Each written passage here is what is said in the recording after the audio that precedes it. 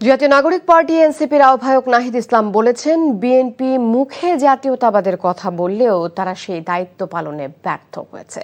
রোববার বিকেলে চট্টগ্রাম প্রেস ক্লাবে পাহাড়ে জুলাই সমমর্যাদা ও সম্প্রীতি শীর্ষক আলোচনা সভায় এসব কথা বলেন তিনি। নাহিদ ইসলাম বলেন, জুলাইয়ের যে বিভাজন বা সংকট তা এখন যারা ক্ষমতায় তাদের কারণেই সৃষ্টি হচ্ছে, কারণ তারা ক্ষমতায় যাবার সঙ্গে সঙ্গে এই বিভাজন তৈরি করেছেন।